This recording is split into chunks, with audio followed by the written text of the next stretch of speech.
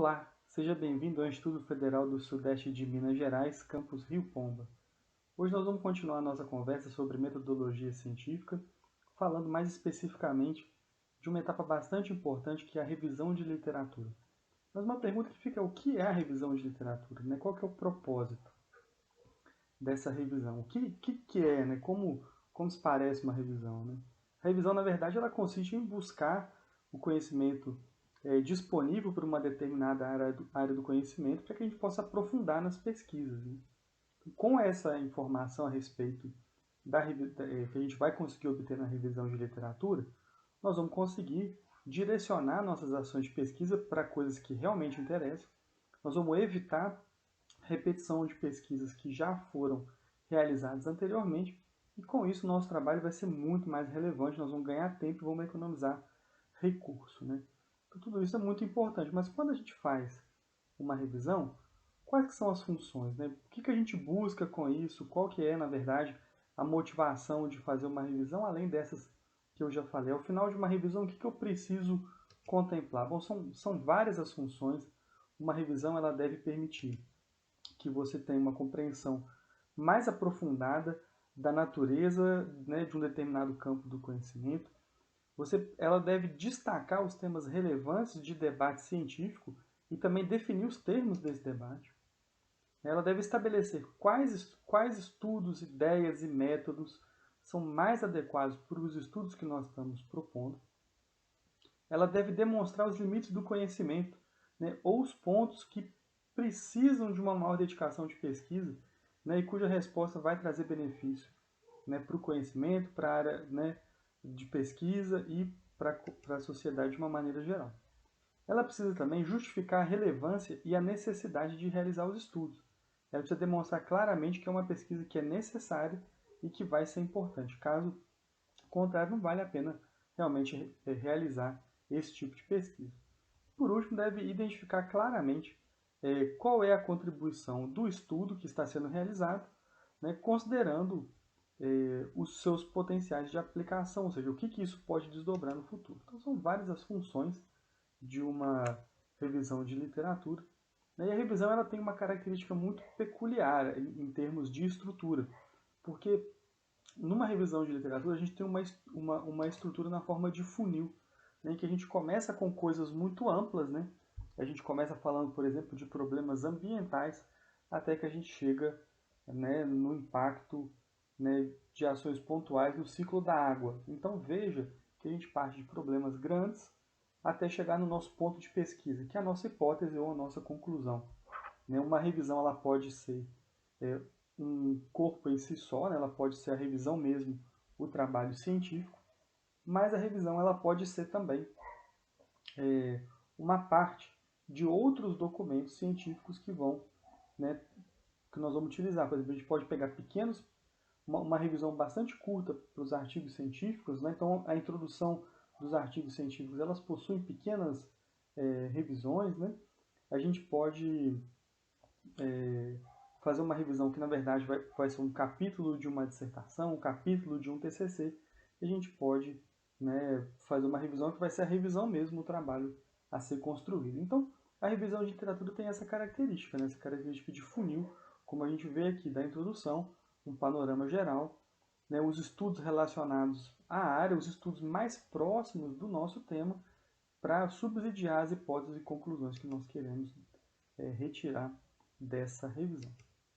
Então, a gente falou um pouco daquilo que uma revisão é. Ela é um texto construído para sumariar todo o nosso esforço de entender uma determinada área do conhecimento a fim de que a gente consiga dar os próximos passos de pesquisa. Então, a revisão ela mostra o que já foi feito, quais são as lacunas que existem no conhecimento e quais são as ferramentas que a gente pode utilizar para ir à frente.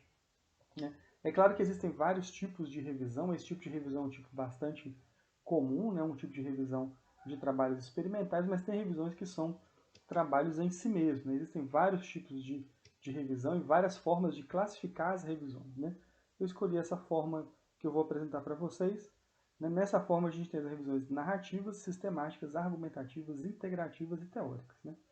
Então, as revisões narrativas são as mais comuns, né? São as revisões que criticam e sumariam, né, o corpo da literatura, também chega à conclusão sobre tópicos de pesquisa e identifica oportunidades, demandas e inconsistências, né? Nesse tipo de revisão, é adequado que exista um foco claro no tema da pesquisa antes de iniciar os trabalhos.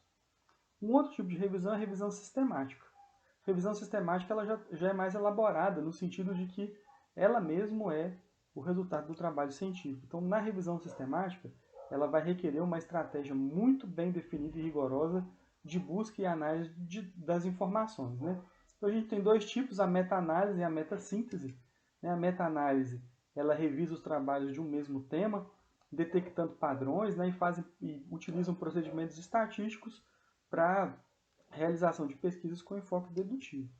Já a meta-síntese ela não utiliza estatística, né? Mas ela utiliza dados qualitativos que são interpretados e integrados para realização de pesquisas com enfoque muito mais indutivo. Então, também é um tipo de revisão mais com um procedimento mais claro, né?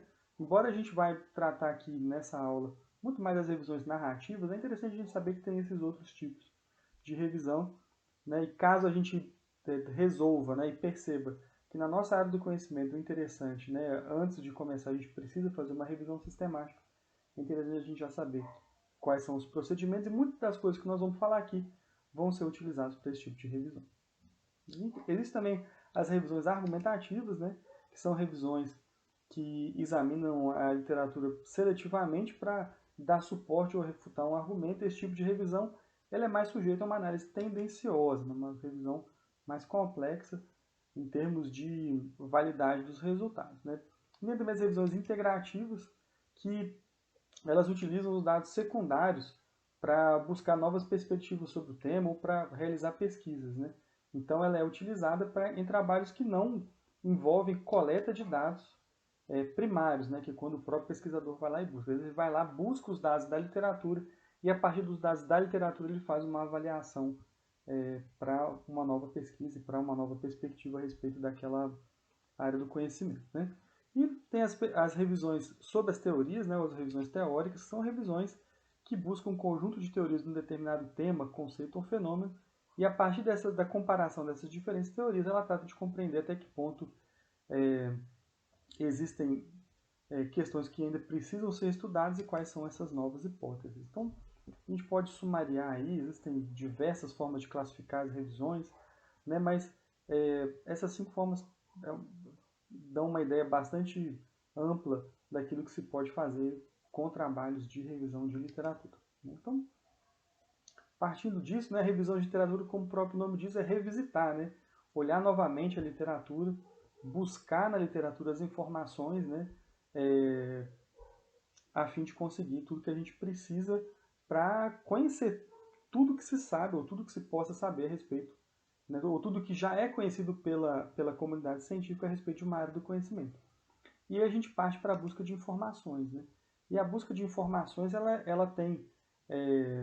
hoje em dia a gente está num momento muito pródigo para isso, né? Em que a gente precisa apenas dos parâmetros de busca para poder buscar as nossas pesquisas, né? Antigamente, né, a gente precisava de biblioteca, precisava de sistema de compartilhamento de periódico de biblioteca e tal. Hoje em dia, a gente consegue todas as informações que a gente precisa por meio, né, da internet, por meio de buscas em motores de busca, né? E um dos mais possantes é o Google Scholar, né? Interessante a gente falar disso porque quando a gente fala de parâmetro de busca, aqui você já começa a ser pesquisador, né? Porque para você ter uma boa busca, você tem que saber o que está procurando, você tem que saber pesquisar, você tem que saber qual palavra-chave vai te levar às respostas que você precisa.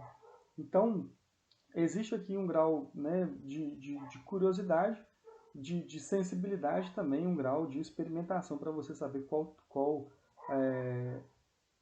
argumento ou qual termo de busca vai ser mais interessante. Depois também é importante você saber, né, tendo escolhido o tema e as palavras-chave relacionadas ao tema, a gente tem que saber em qual língua a gente vai procurar, qual que é a área geográfica, se interessa qual que é a área geográfica, qual que é o período de publicação, e qual que é o tipo de literatura que nós vamos tratar aqui. Então, são questões que estão diretamente envolvidas nesse processo de busca de informação.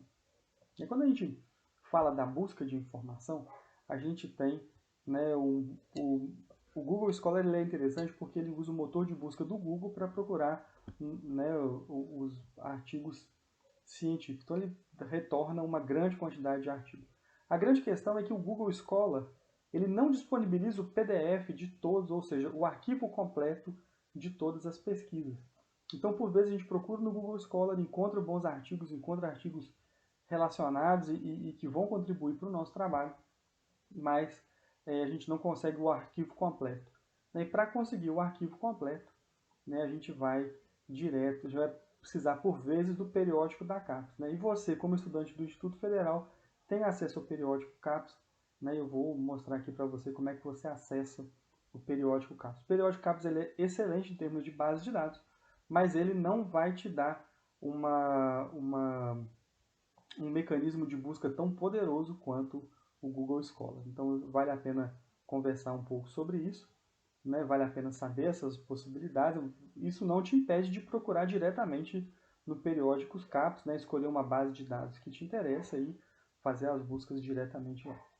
E uma outra questão que eu coloco aqui é, né, que a gente precisa ficar atento ao tipo de literatura que a gente busca. Né? Quando a gente vai usar o Google Scholar, né, o Google Scholar, literalmente, para você acessar ele, você digita lá no Google Scholar, e aí você vai abrir, você vai ver que a tela é um pouco diferente, e as buscas elas, né, são feitas com palavras-chave da mesma forma, mas ele permite que a gente coloque, faça pequenas alterações nessa busca, coloque termos aditivos, termos excludentes e tudo mais. Então, ele também permite que a gente regule, né, o tempo de publicação, mas isso nós vamos falar daqui a pouco. Vamos falar primeiro do tipo de literatura que nos interessa, porque quando a gente for fazer uma busca, nós vamos acabar tendo acesso a uma grande quantidade de material. Né?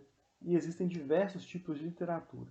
Quando a gente fala dos diversos tipos de literatura, eu separei alguns aqui, né, algumas literaturas aqui, né, e as literaturas, esses tipos de literatura, elas podem ser mais confiáveis ou menos confiáveis. Né? Então, fiz uma separação aqui muito grosseira, né, uma separação inicial, mas com o objetivo de fazer essa primeira discussão com vocês a respeito da importância de você procurar boas fontes. Né? Hoje em dia está muito em voga essa questão de procurar boas fontes, de você saber qual é o material, né, que você pode confiar. E para a ciência e para a pesquisa isso sempre teve muito em voga, né? Porque a gente tem que ter certeza daquilo que a gente está falando e ao assumir uma, uma teoria ou um resultado, a gente tem que saber se ele foi revisado, se ele está adequadamente concluído, ver se os métodos utilizados foram os melhores possíveis, e é por isso que a gente tem essa gradação aqui de métodos de pesquisa que são mais confiáveis e métodos de pesquisa que são menos... material bibliográfico é mais confiável, material bibliográfico é menos confiável. Né? Então hoje isso está muito em voga por conta da questão das fake news, das pseudociências também. Isso tem trazido muitas questões, né, a respeito de negacionismo, pseudociência, fake news. E essa é uma preocupação que a gente tem que ter para não utilizar nos nossos trabalhos científicos fontes de origem duvidosa. Então, para isso, a gente fez uma pequena separação aqui. Né, eu vou tentar explicar de uma maneira muito tranquila, né, das fontes que a gente tem. Então, as fontes, essas primeiras fontes aí, artigos, livros e capítulos de livro, elas estão com o joinha porque são boas fontes. Mas elas têm também um aviso na frente, né? O que é esse aviso e por que tem essa pessoa com um check verdinho aí? É porque os artigos, livros e capítulos de livro, eles são revisados por pares, eles são revisados por pesquisadores da área que vão saber exatamente o que está acontecendo nesses trabalhos e que vão, né, poder dizer se esse trabalho é válido ou não, se foram utilizadas as metodologias corretas ou não, e se eles chegaram às conclusões que deveriam de fato ter chegado e que as conclusões estão adequadas com o escopo do trabalho que foi feito. Então, essas três fontes são excelentes fontes, né, mas a gente tem o aviso para todas elas. Então, o primeiro aviso é: tenha certeza de que se trata de um artigo relevante, confiável e sério. Hoje em dia tem muitos artigos que não são relevantes, não são confiáveis, não são sérios. Existem revistas que não têm um bom processo de avaliação por pares e por isso a gente tem que ficar atento com esses artigos, né? E nós vamos conversar um pouco sobre como identificar bons artigos. Da mesma forma, os livros, né? Existem diversos tipos de editoras que publicam livros, né? Do jeito que quiser. Às vezes o próprio autor pode publicar um livro sem nenhum tipo de correção, sem nenhum tipo de avaliação, e isso nos traz uma preocupação com o livro, né? Esse livro teve um comitê editorial, esse livro teve, né, uma editoria que garante que esse livro é adequado e que é um livro de fato que traz informações reais, né? Mesma coisa vale para os capítulos de livro. Nesses dois contextos aí, comparando livros e capítulos de livro, o que acontece é que os artigos, as informações que são publicadas nos artigos, elas vão aparecer nos livros muitos anos depois. Então, normalmente, as informações que estão nos livros, elas tendem a estar um pouco mais defasadas do que as informações que estão nos artigos. Então, sempre que você puder, prefira o artigo, né? Sempre que puder. A melhor fonte são artigos e artigos de boa qualidade. Um outro tipo de material é um material que tem algum grau de avaliação, né? Mas que essa avaliação ela é menos rigorosa ou que por vezes pode trazer algumas dúvidas. Então, enquanto a gente pode usar livros, artigos e capítulos de livros sem nenhum problema, nós devemos ser muito cautelosos com a utilização de teses e dissertações, que elas são boas, né, com muitas informações, eles trazem muitas informações novas, mas por vezes são materiais ainda que necessitam, né, de uma avaliação por outras pessoas. Então, nem sempre as teses e dissertações elas estão prontas para citação e por isso que é um material que a gente deve evitar citar e deve evitar utilizar na nossa referência. Serve como fonte de inspiração, serve para a gente saber se existe o que já foi feito, né, e o que virá, né, mas é um material que a gente tem que ter muita cautela. Da mesma forma, relatórios estatísticos oficiais, dados governamentais, né, são materiais que nos trazem, que podem nos trazer informações muito positivas, mas que a gente tem que ficar atento para saber se esses dados eles não são enviesados e ao mesmo tempo, né, mais importante do que saber se eles são enviesados, porque esses dados eles normalmente são feitos por equipes técnicas muito capacitadas, é saber interpretar exatamente o escopo desses resultados. Então, são materiais que a gente pode utilizar, deve utilizar, mas com alguma cautela, né? E por fim, o resumo de congresso que a gente não que é interessante para você saber para onde está andando o conhecimento, mas normalmente o resumo de congresso é uma tese, uma dissertação que está no meio do caminho, é uma pesquisa que ainda não está finalizada, que está sendo apresentada no congresso justamente para haver discussão sobre o tema, para poder haver um aprofundamento e para poder, né, discutir com a comunidade. Então, o resumo de congresso tem um processo de avaliação muito fraco e não é o melhor material para você utilizar na sua revisão. De qualquer forma, esses materiais, né, teses e dissertações e resumos de congresso, embora você não vá utilizar como citação, eles são materiais extremamente interessantes para você ver o que virá nos artigos. Então, em termos temporais, né, primeiro você vai ver os resultados mais recentes, você vai ver nos resumos de congresso, depois nas dissertações, depois nos artigos, e 10 anos depois você vai ver isso nos livros. Então, veja que a gente tem um longo caminho aqui pela frente, né? Resumo de congresso, tese, dissertação é muito interessante para você verificar as tendências, mas as conclusões finais e conhecimento sedimentado você só vai ver mesmo nos artigos e livros. Tá joia, pessoal? Então, isso vai ajudar a gente a decidir, né? Sempre que a gente for fazer a escolha de um material, de um artigo, né, que a gente escolha dessas fontes mais confiáveis, né? E a gente entende qual que é o papel de cada um. O resumo de congresso é importante? Claro que é importante. Importante para mostrar para a gente para onde a coisa vai andar, né? Mas a gente só pode ter certeza daquelas conclusões depois que elas forem publicadas na forma de artigo. Lembrando que eu já comentei com vocês a respeito do processo editorial de ciência, né? Que a gente tem o artigo que passa pelos revisores que são pares da área do conhecimento e que não sabem o artigo de quem está revisando. Então, tudo isso é muito interessante. Mas existe um outro tipo de informação também que a gente deve né? É claro que ele nos ajuda no conhecimento de uma maneira geral, mas que para o trabalho científico ele tem pouca relevância. Que são vídeos, de uma maneira geral, que a gente tem, vídeos de divulgação ou vídeos científicos, apresentações que a gente participa, né? A gente às vezes participa de apresentações, a gente tem acesso a revistas de divulgação científica ou jornais, que são materiais que a gente deve buscar, né, mas, né, não utilizar de maneira crua, né? É sempre importante subsidiar um pouco mais, buscar aprofundar esses materiais, até porque, né, nesses formatos, né, de revista de divulgação, de vídeos, né, de jornais, ou até mesmo em apresentações, a profundidade da discussão ela é sempre muito pequena, né, e sempre merece uma complementação. E por fim, o tipo de material que não tem nenhuma relevância para a gente, né, ele até escrevi errado ali, EAMIL ali, na verdade é e-mail, tá errado, tá, gente?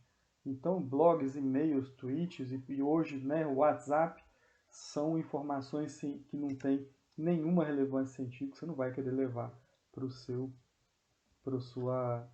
a sua revisão de literatura. Então, essa é uma primeira etapa. Uma segunda etapa é a busca da relevância, né? A relevância, como é que você vai escolher, e como é que eu coloco isso, né? Como é que você vai saber que um artigo deve ir para a sua revisão? Primeira coisa é a relevância para o tema. Quando a gente busca o artigo, a primeira coisa é ler o resumo desse artigo. E o resumo é o primeiro termômetro. A gente lendo o resumo, entendendo que ele pode ser útil para a nossa discussão, a gente guarda esse artigo, a gente guarda a referência, a gente busca esse trabalho. Você leu o abstract, ficou um pouco na dúvida, né? Aí vale a pena olhar a introdução e olhar as conclusões. Não veja que tem um caminho ali, né? Você olha o abstract, depois você olha, né, a introdução e as conclusões para você saber se esse artigo é relevante para o seu tema de trabalho. Depois a gente busca para saber se esse trabalho ele é relevante. Então, a primeira coisa é saber se ele é relevante para o seu tema. Segunda coisa é saber se esse trabalho é confiável, se ele é relevante, né? Para isso a gente pesquisa se a revista é de boa qualidade, se o autor é uma autoridade na área e se teve repercussão. Nós vamos falar um pouco sobre isso agora e depois, mas são termômetros bons para o nosso trabalho. Depois a gente olha a data de publicação, né? Quanto mais recente o trabalho, mais importante ele é para a gente. Trabalhos mais recentes normalmente eles têm, né, existem revistas até que cobram isso, né? Que é a citação de trabalhos recentes. E o chamado efeito bola de neve, né? Às vezes a gente acha um trabalho bom que tem a ver com o nosso tema, que fala da nossa área do conhecimento. A melhor fonte para achar outros trabalhos é ir no próprio setor de seção de referências bibliográficas desse artigo e buscar outras referências, né? Uma forma de buscar referência também, de buscar artigo, é o Google Acadêmico, é o Google Scholar. Essa aqui é a página que vocês estão vendo, é a página do Google Scholar. E vocês veem, né, o Google Acadêmico, escrito bactéria ali. E se você der um buscar em bactéria, você vai achar uma quantidade enorme de trabalhos. A gente viu que ele achou 3 milhões de trabalhos rapidamente, né? E a gente pode escolher a partir dessa primeira página, né? A gente vê que o primeiro trabalho aqui ele tem um PDF disponível, o outro trabalho não tem o PDF disponível, né? O que está indicado aqui para a gente. Aí nós conseguimos ver quantas vezes esse trabalho foi citado, e isso é muito relevante porque quanto mais vezes um trabalho foi citado, né, mais repercussão ele teve, mais ele impactou a ciência. Então, quer dizer, essa é uma das formas de ver que houve impacto na ciência, o número de citações. Então, sempre que você vê citações, você já fica atento aí para saber se esse trabalho, veja que está lá em roxinho, né, o número de citações desse primeiro trabalho, e isso é uma boa forma da gente saber se houve ou não impacto desse trabalho, ou se esse trabalho foi ou não aceito pela comunidade, né, ou se ele teve ou não interface com outras pesquisas. Outra questão interessante aqui a respeito é que a gente pode procurar aqui do lado, né, nessa coluna abaixo da palavra artigos, a gente pode procurar a data, né, de publicação, a gente pode classificar por data ou por relevância, a gente pode escolher o idioma, né, e aqui fica de fato a dica, né, para que vocês façam uma procura com a palavra-chave em português e inglês. E cada vez mais eu tenho que falar para vocês, não tenham medo do inglês, né? Procure trabalhos em inglês e procure desenvolver a leitura em inglês, porque isso vai te abrir a possibilidade de buscar muito mais informação do que se você procurar somente em português. Finalmente, né, nesse processo, a gente fica na dúvida se essa revista aqui ela é importante ou se é uma revista confiável, né? Então, nesse primeiro trabalho, Osmo Adaptation in Bacteria, a gente vê o nome do autor e logo depois o nome da revista em verde e logo depois o ano e a editora, né? Essa editora é Elsevier, né? Elsevier, como algumas pessoas gostam de falar, é uma editora super boa. Mas e essa revista, né? Advances in Microbial Physiology. Eu posso entender que essa é uma revista boa, eu posso, né, confiar nessa revista, né? Essa aqui embaixo, né, uma revista que chama Antoine van Leeuwenhoek. Será que ela é uma revista boa? Eu posso fazer a avaliação dessas revistas de várias formas, né? Uma das formas de fazer a avaliação da revista é buscar aqui avaliar no Qualis, né? O Qualis é uma plataforma de classificação de artigos que não trata especificamente da qualidade do artigo, mas da sua relevância para a pós-graduação. É uma forma brasileira de classificar os trabalhos e que tem sido muito utilizada, né, para poder avaliar os cursos de pós-graduação. Ela não é feita especificamente para avaliar a qualidade de revista, mas acaba sendo um método auxiliar utilizado no Brasil para poder fazer a avaliação das revistas, né? A forma mais existem várias formas, né, de avaliar a qualidade de uma revista e a forma talvez mais importante é o JCR, né, ou Journal Citation Reports, que é justamente a avaliação da quantidade de citações que uma determinada revista recebe por artigo publicado. Nós vamos conversar mais sobre isso numa aula à frente, né, em que a gente vai tratar sobre esses critérios de avaliação de revista. Mas até aqui eu tentei conversar com vocês sobre como rapidamente avaliar a relevância, né? Você viu ali que tem muitas citações, você já pode saber que é um trabalho bom. Você vê o nome da revista e procura no Qualis, é uma revista que está de B1, B2 para cima, você já pode esperar que é uma revista de boa qualidade, né? E uma outra questão é que às vezes você procura, você faz a procura no Google Scholar, mas você não tem o artigo completo. Então, a alternativa é de fato buscar o trabalho no Periódicos Capos, né?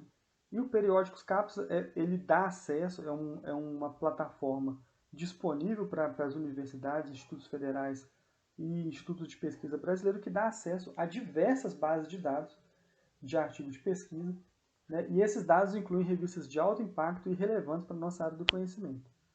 Para ter acesso a essa revista, a forma mais fácil é, por meio do sistema da Comunidade Acadêmica Federada, que tem o nome simpático aqui de CAFE, né, o CAF.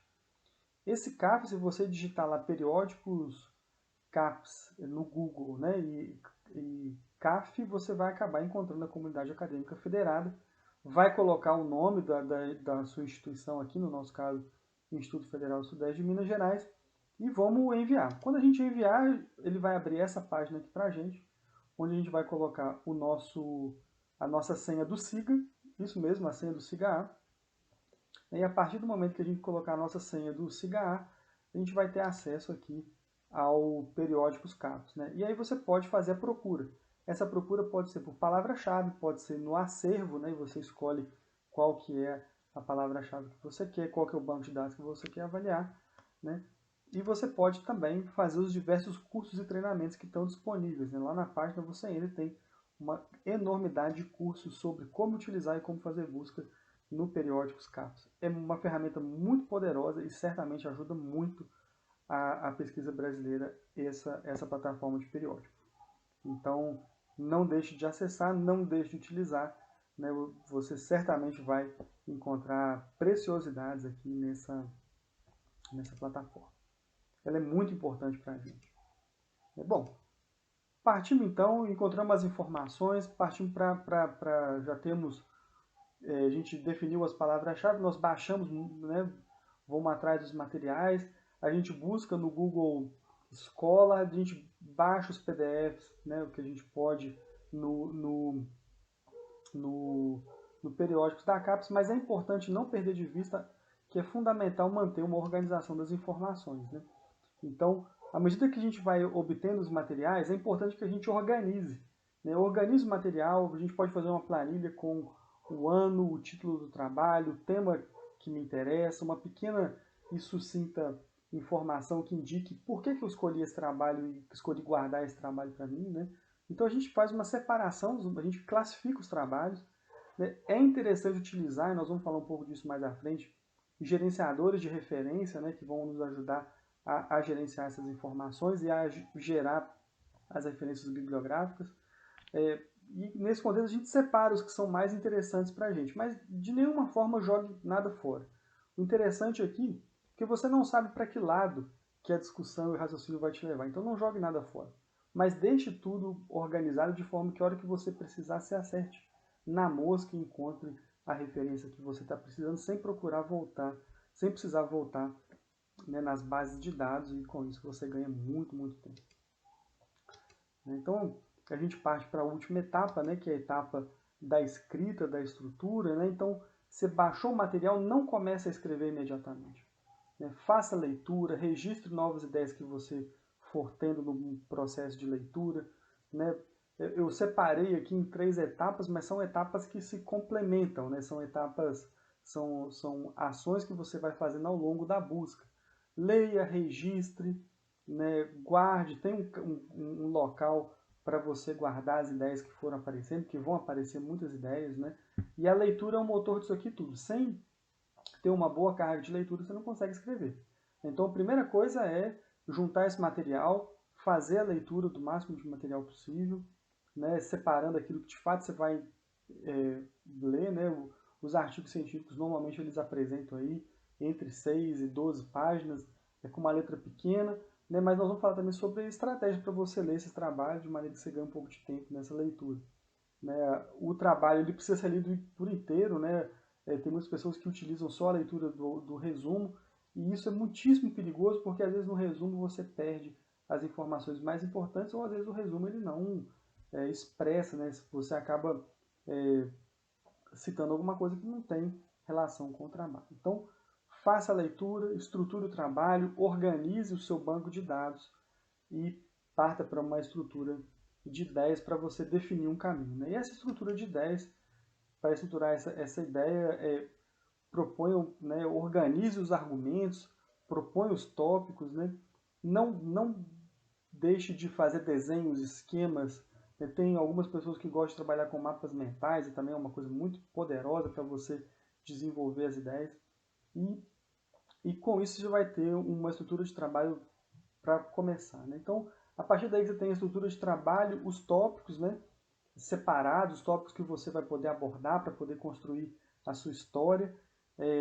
Você parte para separar as referências que estão relacionadas com cada tópico e avalia a necessidade de construção de figuras, de como você vai construir essas figuras, né? A construção das figuras ela ajuda muito, porque depois na hora de escrever você acaba utilizando essas figuras ou tabelas para poder comentar e para poder construir os seus argumentos, né? Por fim, uma coisa que eu participo eventualmente de bancas, né, de mestrado, de doutorado, de especialização, de graduação, né, e é muito comum ver que as pessoas fazem da revisão de literatura um abocanhado de ideias, né?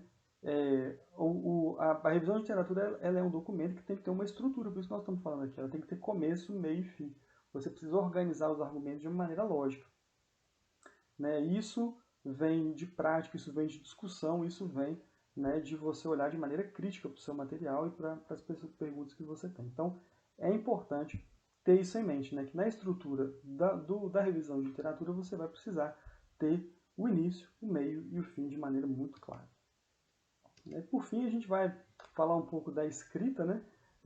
Com essa estrutura pronta, nós vamos partir para a escrita, né? E não tenha medo da escrita, né? As primeiras palavras são as mais difíceis, as primeiras palavras são as mais complexas. Você não vai começar bem, não tem problema. Comece.